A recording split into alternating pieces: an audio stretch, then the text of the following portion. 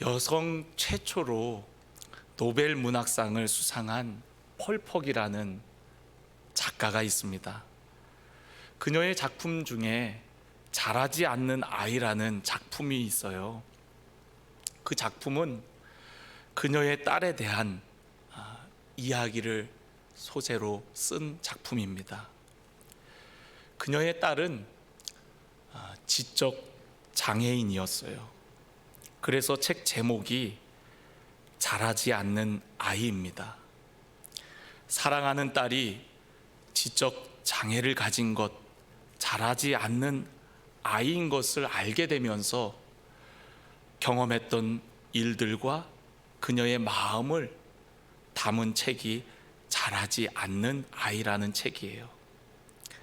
책 내용 중에 일부분을 제가 한번 읽어드리겠습니다. 다시 나는 무너지고 수렁으로 빠져 들어갔다. 이웃집에 정상적인 딸이 말을 하고 내 아이는 절대로 할 수 없는 일을 하는 것만 보아도 무너져 내렸다. 세상에는 두 가지 종류의 슬픔이 있다. 달랠 수 있는 슬픔과 달래지지 않는 슬픔이다. 달랠 수 있는 슬픔은 살면서 마음속에 묻고 있을 수 있는 슬픔이지만, 달랠 수 없는 슬픔은 삶을 바꾸어 놓으며 슬픔 자체가 삶이 되기도 한다 라는 내용이에요. 부모에게 자녀는 꿈과 소망입니다. 어린아이는 어린아이여서 예쁘지만 어떤 부모도 이 아이가 자라지 않았으면 좋겠다고 생각하는 부모는 없을 거예요. 아무리 예뻐도 이 아이가 몸이 자라고 생각이 자라고 또 마음이 자라기를 원하는 것이 바로 부모의 마음이고 부모의 소망이고 부모의 기쁨인 것입니다. 몸은 자라가는데 생각은 자라지 않는 딸을 보며 부모의 마음이 얼마나 아팠을까요? 그의 삶 자체가 슬픔이라고 그렇게 고백하는 것을 볼 수가 있어요. 이렇듯 부모의 마음처럼 우리를 향한 하나님의 마음도 그럴 것입니다. 우리가 처음 하나님께 나왔을 때는 우리의 믿음이 어린아이, 갓난아이와 같을 거예요. 그러나 그런 어린아이 같은 우리를 향한 하나님의 기대와 소망이 있는 거거든요. 그것은 바로 우리가 하나님이 기뻐하시는 열매를 맺어 나가길 원하신다는 겁니다. 주님의 길을 예비한 세례 요한은 이스라엘 백성들에게 회개에 합당한 열매를 맺을 것을 권면했어요. 신앙에 열매가 있어야 된다는 거죠. 예수님도 못된 열매 맺는 좋은 나무가 없고 좋은 열매 맺는 못된 나무가 없느니라.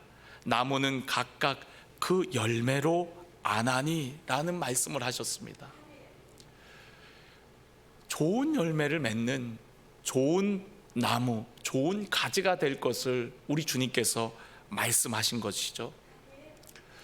예수님께서 제자들과 어느 날 길을 가시다가 잎만 무성한 무화과 나무를 보시고 그 나무를 저주하십니다.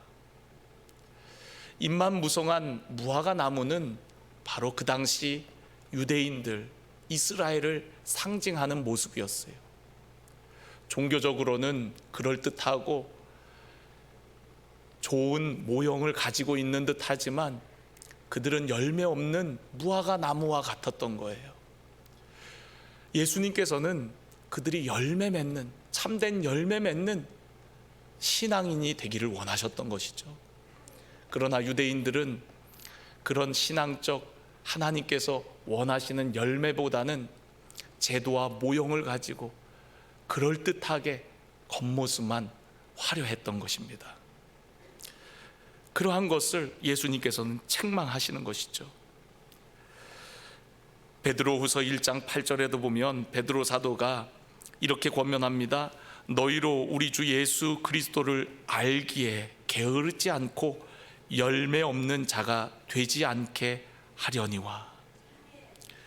또한 사도 바울도 골로새서 1장 10절에 주께 합당하게 행하여 범사에 기쁘시게 하고 모든 선한 일에 열매를 맺게 하시며 하나님을 아는 것에 자라게 하시고 라고 말씀하고 있습니다. 하나님이 원하시는 것은 바로 우리의 신앙이 변화와 성숙을 통하여 자라고 또한 그 성장 가운데 좋은 열매들을 맺어 나가기를 원하신다는 것입니다. 우리가 나무를 심어보면 나무가 조그만할 때는 열매를 맺으려 해도 맺을 수가 없습니다. 왜냐하면 가지가 너무 연약하기 때문에 그렇습니다. 나무가 자라고 그리고 가지가 튼튼하게 성장할 때 거기에 열매가 맺어도 그 열매를 지탱할 수 있는 힘이 있는 거죠. 큰 나무, 큰 가지에는 더 많은 열매들이 맺혀 있는 것을 볼 수가 있습니다. 그렇기 때문에 우리는 먼저 변화와 성숙을 통하여 자라야 됩니다. 변화해야 됩니다. 새로워져야 됩니다. 오늘 예수님께서도 우리에게 뭐라고 말씀하시죠? 2절에 보면 물은 내게 붙어 있어 열매를 맺지 아니하는 가지는 아버지께서 그것을 제거해 버리신다 라고 말씀하고 있어요. 6절에 보면 사람이 내 안에 거하지 아니하면 가지처럼 밖에 버려져 마르나니 사람들이 그것을 모아다가 불에 던져 사른다 라고 말씀하고 있습니다. 열매 맺지 않는 신앙에 대한 주님의 엄중한 경고인 거죠. 우리는 하나님이 기뻐하시는 열매를 맺어야 됩니다. 그런데 여러분, 이 열매는 내가 맺어야지 노력해서 맺는 것이 아니라 오늘 우리가 주님 안에 있으면, 주님이 내 안에 있으면 저절로 맺어지는 줄 여러분 믿으시길 바랍니다. 오늘 열매를 통해서 하나님 아버지께 영광을 돌린다라고 15장 8절에 말씀하고 있습니다. 너희가 열매를 많이 맺으면 내 아버지께서 영광을 받으실 것이요 너희는 내 제자가 되리라. 할렐루야. 오늘 저와 여러분이 주님의 제자, 하나님 앞에 영광 돌리는 열매 맺는 신앙이 되어지기를 간절히 원합니다. 한국교회는 세계 역사 속에 유래를 찾아볼 수 없는 눈부신 성장과 부흥을 했습니다. 물론 요 근래 와서 한국교회가 주춤하고 있는 것이 사실이지만 그래도 한국교회의 이 눈부신 성장은 세계 모든 사람들이 다 알고 있고 또 귀감을 삼고 있습니다. 오늘날 우리 기독교인들이 18% 정도의 인구를 가지고 있다고 해요. 근데 그 18%면 거의 5명 중에 1명이 기독교인이라고 하는데, 그렇게 많은 사람들이 예수님을 믿고 있지만 거룩한 열매, 거룩한 영향력이 너무나도 약한 것을 볼 수가 있습니다. 바닷물은 염도가 3%밖에 되지 않는데 바다 전체를 짜게 한다고 해요. 우리는 18%입니다. 굉장히 많은 사람들이 세상 속에 빛과 소금으로 있는데 여전히 세상은 어둡고 여전히 세상은 부패해 가고 있습니다. 오늘 저와 여러분이 변화되고 새로워져서 세상 가운데 거룩한 빛을 비추고 맛이 있는, 맛을 내는 소금이 되어서 세상에 거룩한 영향력을 끼치는 우리 모두가 되기를 간절히 축원합니다. 열매를 통해서 그 나무를 알 수 있다 그랬어요. 우리가 맺어야 되는 열매는 다름 아니라 예수님을 닮아가는 것입니다. 왜냐하면 예수님 나무에 붙여 있는 가지이기 때문에 그렇습니다. 우리가 어느 나무에 있느냐, 그것이 그 나무의 열매를 결정하지 않습니까? 예수님이 원하시는 열매는 다른 어떤 외적 열매보다도 우리의 삶이 예수님을 닮아가고 우리의 성품이 성숙한 성품으로 바뀌어지는 것일 거예요. 갈라디아서 5장 22절에도 보면 오직 성령의 열매는 사랑과 희락과 화평과 오래 참음과 자비와 양선과 충성과 온유와 절제니 이 같은 것을 금지할 법이 없다라고 말씀하고 있습니다. 우리 안에 성령님이 오시면 이러한 열매들을 맺을 수밖에 없다는 것을 우리에게 말씀해 주고 있습니다. 여러분, 어떻게 하면 우리가 이런 좋은 열매들을 맺어갈까요? 저는 오늘 여러분들에게 세 가지로 권면하고 도전드리고 싶습니다. 첫 번째는요, 한번 따라해 볼까요? 누구와 함께 하느냐. 여러분, 누구와 함께 하느냐가 우리의 열매를 결정하게 되어집니다. 우리의 인생은 죄의 종이었던 인생이었는데 예수님을 믿음으로 영접한 이후에 우리의 삶은 하나님의 자녀로 바뀌어지게 되었습니다. 그리고 마치 우리의 삶은 접붙임된 가지와 같이 이제는 예수님께 접붙임되어서 예수님의 열매를 맺게 되어지는 것이죠. 좋은 나무는 좋은 열매를 맺게 되어집니다. 저와 여러분이 예수님과 함께 한다면, 예수님 나무에 붙어 있기만 한다면 절로 좋은 과실을 맺을 수밖에 없는 것이죠. 오늘 여기 요한복음 15장 4절에도 보면 내 안에 거하라 나도 너희 안에 거하리라. 가지가 포도나무에 붙어 있지 아니하면 스스로 열매를 맺을 수 없음 같이 너희도 내 안에 있지 아니하면 그러하리라. 여러분, 주님과 함께하면 절로 열매를 맺는 겁니다. 그러나 주님과 함께하지 아니하면 열매를 맺을 수 없다라고 말씀하고 있어요.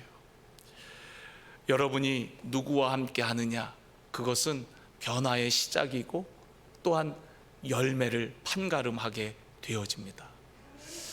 내 마음에 그리스도의 집이라는 아주 작은 책자가 있습니다. 그 책을 보면은 예수님께서 우리 집에 오시는 거예요. 우리 집에 예수님이 오신다 그러니까 얼마나 집을 청소를 잘 해놓겠어요. 그래서 거기에 나오는 주인공이 집을 다 정리합니다.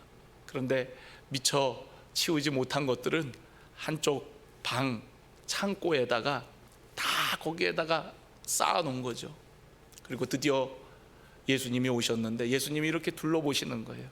그런데 한 방문이 궁금하신 거예요. 그래서 이거를 열려고 그러는데 그거를 가로막는 겁니다. 예수님, 여기만큼은 절대로 안 됩니다. 여기에 내가 보여드리고 싶지 않은 것들이 들어있습니다. 여러분, 우리 집에 누가 오느냐, 그것은 놀라운 변화를 가져오죠. 목사님이 가정의 신방을 온다고 할 때 여러분들도 그렇죠? 방을 다 치워놓고 집을 잘 꾸며놓고 그럴듯하게 깨끗하게 해놓잖아요. 심지어는 어떤 분들은 목사님, 여기 내 집이라고 생각하고 편안하게 계십시오. 그런 분들도 계세요. 제가 그 말을 찰석같이 믿고 이 방 저 방을 다니면서 문을 열면 목사님, 거기는 안 돼요, 거기는 안 돼요. 그런 경우들이 있거든요. 우리의 가정에 누가 계시느냐, 누가 오시느냐가 놀라운 변화를 가져옵니다. 우리의 삶에 예수님을 모실 때 그 예수님으로 인하여서 우리의 삶은 달라지기 시작해요. 예수님이 내 삶의 주인이라고 생각할 때 우리의 삶은 깨끗해질 수밖에 없죠. 정결한 삶을 살 수밖에 없죠. 예수님과 함께 한다고 생각할 때 우리의 운전 습관은 달라질 수밖에 없을 것이고요. 예수님과 함께 한다고 생각할 때 우리의 직장 생활은 달라질 수밖에 없을 겁니다. 사회생활, 가정생활, 예수님이 이곳에 계시다고 할 때 우리는 변할 수밖에 없습니다. 하다못해 목사님이 오셔도 그렇게 가정이 달라지는데, 여러분, 내 삶에 언제나 함께 하시겠다고 하신 우리 주님이 계시다면 여러분의 삶이 얼마나 달라지겠습니까? 그렇기 때문에 여러분, 변화는 바로 주님과 함께함을 시작으로 이루어지는 줄로 믿습니다. 여러분, 오늘 누구와 함께 하고 계시나요? 누구와 함께 하느냐가 중요합니다.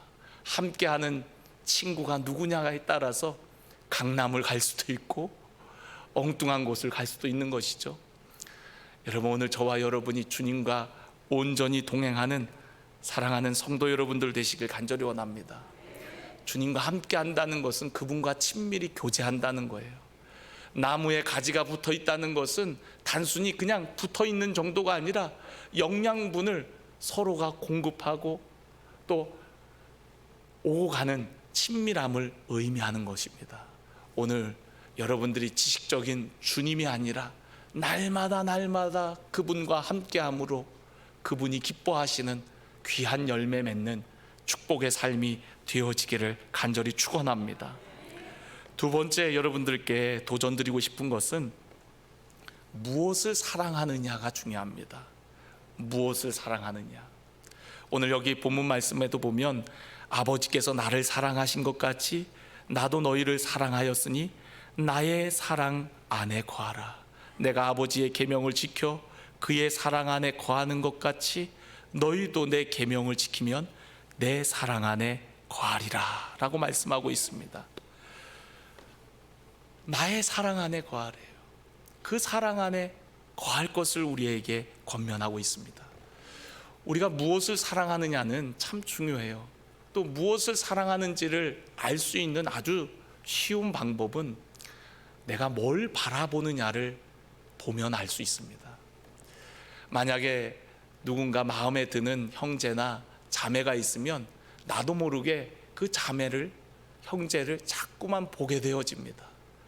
그 자매가 뭘 좋아하나, 또 뭘 먹나, 또 무슨 말을 하나, 안 보는 것 같지만 계속 눈길이 가는 거죠.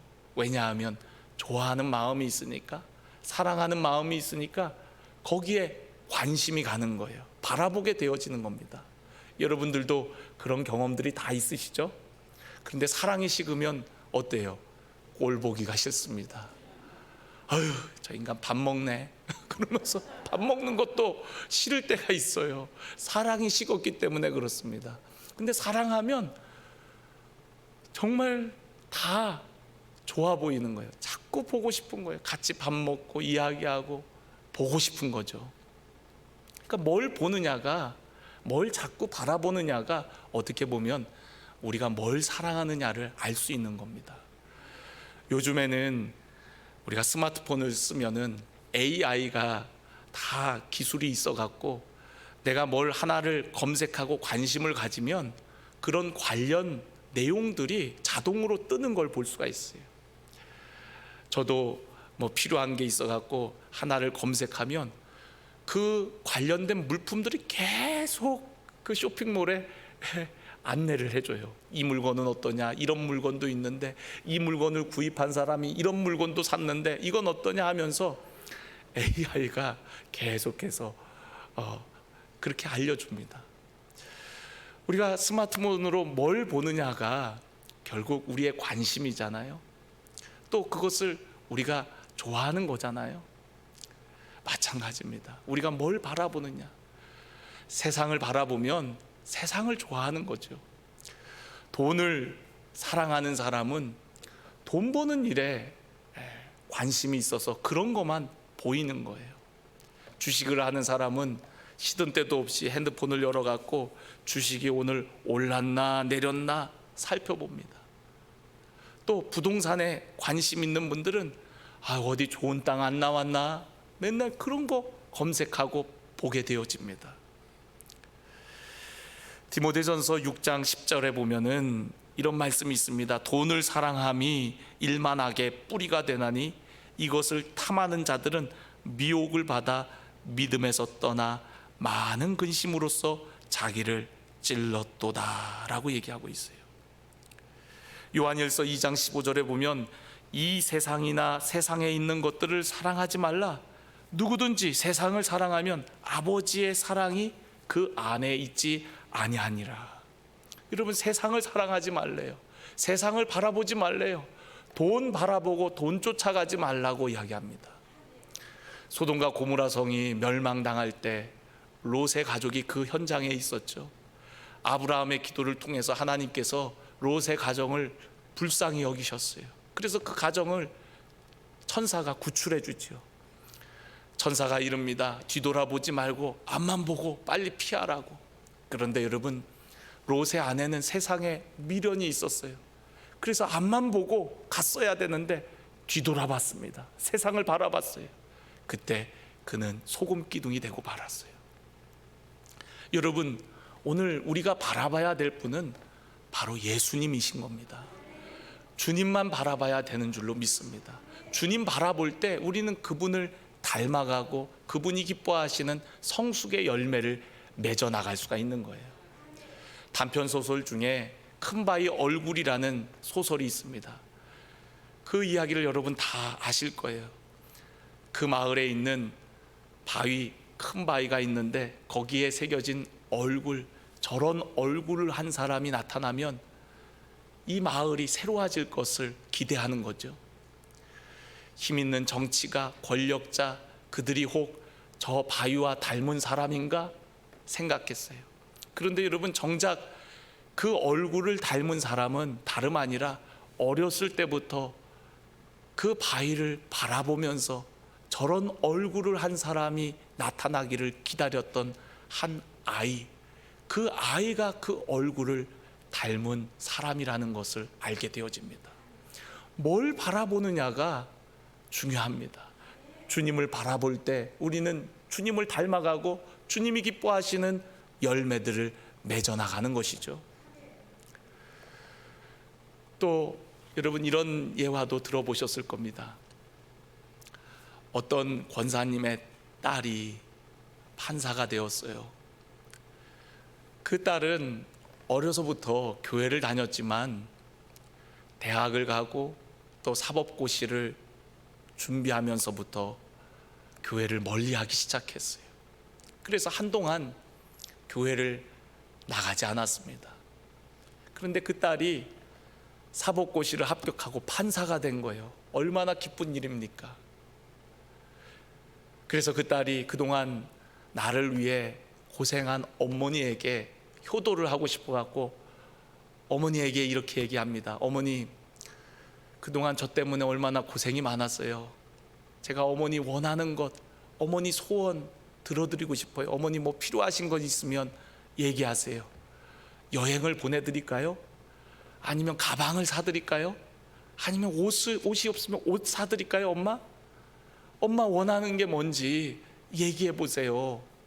그러니까 그 어머니 권사님이, 내가 원하는 거는 네가 나와 함께 교회 한번 가줬으면 좋겠다. 너를 위해서 우리 속 식구들이 함께 기도했고 또 네가 판사가 됐는데 교회 가서 목사님께 인사도 드리고 그러면 좋지 않겠니? 그러니까 이 판사가 된 딸도 뭐 좋다고 생각을 한 거예요. 왜냐하면 자기도 어렸을 때 교회를 다녔지만 한동안 못 갔는데 그것도 괜찮겠다 생각해 갖고 어머니를 따라서 교회를 갔어요. 교회 갔더니 예배 시간에 아무개 권사님 딸 이번에 판사 되었다고 막 환영해주고 축복해주고, 또 예배 끝나고 나오니까 사람들이 너가 권사님 딸이었구나, 아유 장하다 그러면서 많은 사람들이 아는 척을 해주고 환영을 해주더래요. 그래서 얼마나 기분이 좋은지 어머니는 교회 봉사하는 일이 있어갖고 잠깐 어디를 가시고 혼자서 교회 이곳저곳을 둘러보고 있는데 사무실 앞을 지나가는데 무슨 일 때문인지 목사님과 장로님이 언성을 높이면서 뭔가 의견이 안 맞는지 이야기를 크게 하시는 거예요. 그 모습을 보니까 마음이 조금 실망이 되는 거죠. 식당에 내려가 봤더니 어머니 거기 계신가? 식당에 내려가 봤더니 식당에서도 뭐 때문인지 권사님들이, 집사님들이 막 큰 소리로 막 서로 의견이 안 맞아갖고 이야기를 하고 계시더래요. 그런 모습을 보니까 교회 괜히 왔다는 생각이 드는 거예요. 그래서 어머니가 이제 나타나자마자 어머니 빨리 우리 집에 가요. 사람들이 왜 그래요? 예배 드릴 때는 거룩한 것 같았는데 나와서 보니까 사람들이 은혜가 안 되는 것 같아요. 엄마 우리 다른 교회 가면 안 돼요? 그랬다는 거예요. 그랬더니 그 어머니가 하시는 얘기가, 야, 너는 오늘 하루 교회 와갖고 참 많은 것도 봤구나. 나는 평생을 이 교회를 섬기면서 예수님만 바라봤는데 너는 하루 나와갖고 참 많은 것도 봤다. 여러분, 판사인 그 딸에게 비춰지는 교회의 모습이 어땠겠어요? 얼마나 스스로 판단했겠습니까? 여러분, 우리가 바라봐야 될 분은요, 오직 주님인 거예요. 그 어머니 권사님의 말처럼 예수님 바라보는 것이지, 사람 보고 세상 보면 우리는 주님을 닮아갈 수가 없습니다. 주님이 기뻐하시는 열매를 맺을 수가 없는 거예요. 여러분, 오늘 주님을 바라보십시오. 주님을 바라봄이 바로 주님을 사랑하는 마음이라는 거예요. 저와 여러분이 주님을 바라봄으로 주님을 닮아가는 성숙한 열매들을 맺어가기를 주의 이름으로 간절히 축원합니다. 마지막 세 번째로, 여러분, 우리가 어디에 있는가가 중요합니다. 어디에 있느냐가 바로 우리가 어떤 열매를 맺느냐를 결정한다는 것이죠. 선한 곳에 있으면 선한 열매를 맺고, 의의 길에 서 있으면 의의 열매를 맺게 되어지는 거예요. 죄악된 자리에 있으면 우리는 죄악의 열매밖에 맺을 수밖에 없습니다. 시편 1편에 복 있는 사람은 악인의 꾀를 따르지 아니하며 죄인들의 길에 서지 아니하며 오만한 자들의 자리에 앉지 아니하고 오직 여호와의 율법을 즐거워하여 그의 율법을 주야로 묵상하는 자로다. 복 있는 사람은 어디에 있는가가 중요함을 우리에게 말씀하고 있습니다. 하나님의 말씀의 자리, 은혜의 자리에 있으면 그는 복 있는 자요, 그는 선한 열매를 맺게 되어진다라고 말씀하고 있어요. 오늘 우리가 읽은 본문 말씀에도 보면 예수님께서 나의 안에 거하라, 나의 안에 거하라고 반복해서 말씀하고 있습니다. 그 사랑 안에 거하라, 그 사랑 안에 거하라고 말씀하고 있습니다. 우리가 그분의 사랑 안에 거할 때 우리는 사랑의 열매를 맺게 되어지고요, 그분 안에 거할 때 그분이 기뻐하시는 좋은 열매들을 맺어나가게 되어집니다. 아담이 범죄하였을 때 부끄러워 갖고 숨습니다. 하나님은 그런 아담이 어디 있는지 다 아시지만 아담에게 이렇게 말씀하시죠. 아담아, 네가 어디 있느냐? 네가 어디 있느냐? 내가 벗었으므로 부끄러워 숨었나이다. 여러분, 하나님은 우리가 어디 있는지를 물으세요. 네가 어디 있느냐? 한 주간 동안 네가 어디 있느냐? 어디 있었느냐? 우리에게 물으시는 거죠. 모세는 광야에서 떨기나무에 불이 붙은 것을 이상히 여기며 그곳에 갔다가 하나님을 만나게 되어집니다. 떨기나무 가운데 하나님께서 말씀하셔요. 네가 선 곳은 거룩한 곳이니 내 발에서 신을 벗으라 라고 말씀하세요. 네가 있는 곳이 바로 거룩한 곳이다. 하나님을 만나는 곳, 하나님의 임재가 있는 곳. 그렇기 때문에 너는 네 발에서 신을 벗고 하나님의 말씀에 순종하라고 우리에게 말씀하시는 거예요. 오늘 저와 여러분이 그 하나님의 임재의 자리, 은혜의 자리, 말씀의 자리에 있기를 간절히 원합니다. 요셉은 애굽으로 팔려갔어요. 애굽은 세상을 의미합니다. 근데 그 세상 가운데에서도 요셉은 늘 하나님과 동행하고 하나님 앞에 거룩한 자리에 있었습니다. 보디발의 아내가 요셉을 유혹하죠. 그를 유혹함이 얼마나 강했는지 그의 옷을 붙잡고 놓아주질 않습니다. 그런데 요셉은 그 자리를 피합니다. 죄악의 자리를 떠나서 옷을 훌러덩 벗어 던지고 그리고 도망을 갑니다. 왜냐하면 하나님 앞에서 어찌 내가 범죄하리요? 그는 세상 속에서도 하나님과 동행했고 하나님 앞에 있음을 그는 항상 그런 경외하는 마음으로 살았던 것이죠. 바벨론의 포로로 끌려갔던 다니엘도 세상 가운데 있었지만 그의 마음은 항상 하나님의 성전을 향하고 있었어요. 그래서 하루에 3번 예루살렘 성전을 향하여서 창문을 열고 하나님 앞에 기도합니다. 다니엘을 미워하는 대적들이 다니엘을 잡아 죽이기 위해서 그 어떤 것도 기도하지 못하도록 하지요. 그러나 다니엘은 그러한 것을 알면서도 생명을 걸고 그 성전을 향하여 문을 열고 기도하는 모습을 볼 수가 있어요. 여러분, 우리가 어디에 있느냐? 여러분의 마음이 어디에 있느냐? 우리의 마음이 향하는 곳, 여러분의 마음이 있는 곳, 그것이 우리의 삶의 방향과 열매를 결정한다는 거예요. 사무엘상에 보면은 한나라는 여인이 나오지요. 한나라는 여인은 자식이 없으므로 매우 고통스럽고 괴로운 나날을 보냅니다. 그런데 여러분, 한나는 그런 자신의 삶을 그냥 슬픔 가운데 내어놓지 않았어요. 절망 가운데 머물러 있지 않았습니다. 그는 그런 아픔과 고통을 가지고 하나님의 은혜의 보좌 앞에, 하나님의 성소 앞에 나와서 자신의 마음을 하나님께 토로하며 통하는 모습을 볼 수가 있습니다. 2023년 여러분의 삶에 어떤 문제가 올지, 어떤 상황이 닥칠지, 어떤 어려움이 있을지 아무도 알지 못합니다. 근데 우리가 기억해야 될 것은 그때일수록 한나와 같이 은혜의 보좌 앞에 나와야 된다는 것이에요. 오늘 말씀을 들은 여러분들이 힘들고 어려울 때 그곳에 은혜의 보좌 앞에 하나님의 임재가 있는 그곳에 달려나와 하나님 앞에 여러분의 마음을 통하시기를 바랍니다.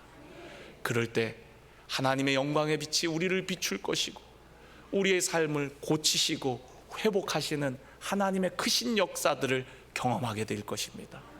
우리를 변화와 성숙으로 귀한 열매 맺는 영광의 도구로 우리를 쓰실 것이라는 것이죠. 여러분, 오늘 그런 믿음의 확신을 가지고서 나아가십시다. 2023년 기대와 소망 가운데 주님과 함께하고 주님만을 바라보고 여러분의 마음이 늘 시온의 대로가 있어서 하나님 전을 사모합시다. 하나님의 임재의 자리, 예배의 자리, 말씀의 자리를 사모합시다. 오늘 그렇게 나갈 때 분명히 여러분 삶 가운데 풍성한 하나님께서 기뻐하시고 원하시는 열매 맺는 삶이 될 줄로 믿습니다.